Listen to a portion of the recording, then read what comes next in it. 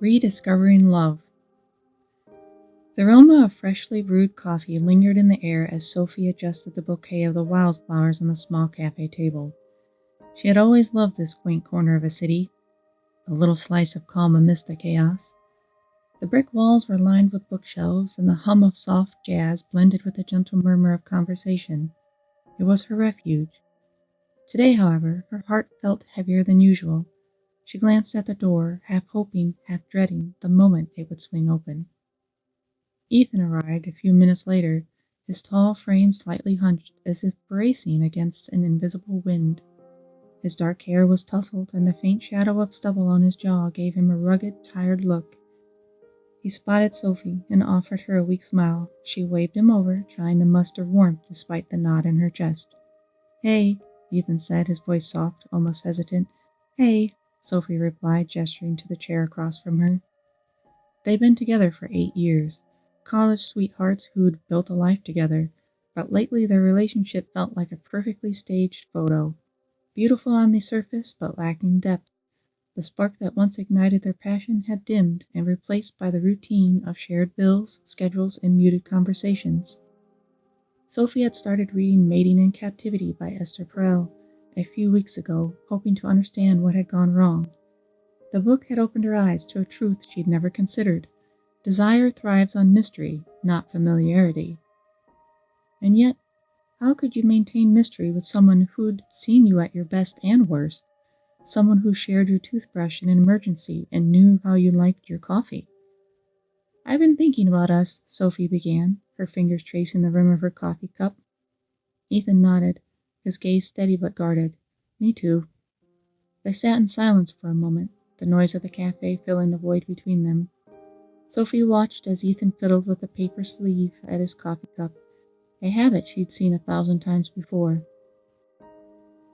He realized with a pang that she could predict almost every move he would make. Finally, she broke the silence. "Do you ever feel like we're more like roommates than a couple?" Ethan exhaled sharply, his shoulders relaxing. "All the time, and I hate it." Her heart ached at his honesty, but it also felt like a door had cracked open. "I started reading this book," she said cautiously. "It talks about how intimacy and desire are often at odds, how when we get too close, we lose the sense of otherness that keeps the spark alive."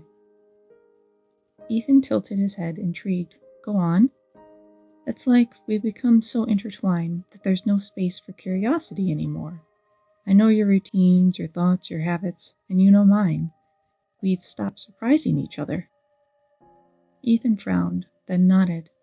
"That's true. I miss the days when I learned something new about you and feel, I don't know, amazed."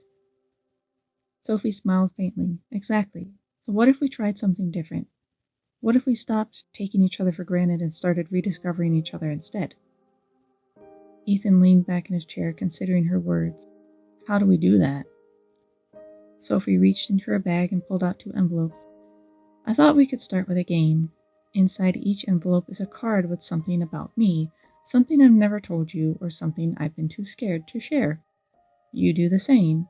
We exchange 1 envelope each week and talk about it." Ethan's eyes softened. "That's actually a great idea." They exchanged envelopes, their hands brushing for a brief moment. The spark of that simple touch was electric, a reminder of what had been missing. The first week's exchange was tentative but thrilling. Sophie's card revealed her lifelong dream of writing a novel, a secret she'd never shared because she feared she wasn't talented enough. Ethan was surprised. He'd always thought she was incredibly creative. He'd encouraged her to start, even offering to be her first reader. Ethan's card confessed that he'd secretly taken up painting, hiding his canvases in the garage because he didn't think he was any good. Sophie insisted on seeing his work, and when she did, she was stunned by the raw emotion in his brushstrokes. She couldn't believe he'd kept this part of himself hidden from her. The envelopes became their lifeline, a way to reconnect and build the intimacy they'd lost. Each week brought new revelations.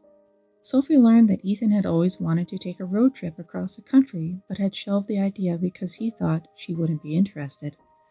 She surprised him one weekend by renting a camper van and mapping out a mini road trip to a nearby national park. Ethan discovered that Sophie had always wanted to learn salsa dancing but felt too self-conscious. One Friday evening, he blindfolded her and drove her to a small dance studio where they laughed and stumbled their way through the steps, rediscovering the joy of being beginners together. The more they shared, the more they realized how much of each other they've overlooked. They began to notice the little things again, the way Sophie hummed under her breath when she was happy, the way Ethan's eyes crinkled when he smiled. One evening, as they sat on their living room floor surrounded by envelopes, Sophie looked at Ethan and saw him not as the man she'd known for years, but as someone new and exciting. He was more than her partner. He was a person with dreams, fears, and desires she was only beginning to understand. "I feel like I'm falling in love with you all over again," she said softly, her voice tinged with wonder. Ethan reached for her hand, his eyes glistening. "Me too, and this time I want to make sure we never stop discovering each other." They sealed the promise with a kiss, their hearts lighter, their bond stronger. From that day on, they made a pact to keep the mystery alive, to nurture their individuality, and to never stop asking questions. In the wisdom of Esther Perel, they had found the balance between intimacy and mystery, learning that love is not just a feeling, it's a practice, a journey of rediscovering every single day. As they danced together in the dim light of their living room that night, their favorite song playing softly in the background, Sophie realized something profound. Love wasn't about the perfection.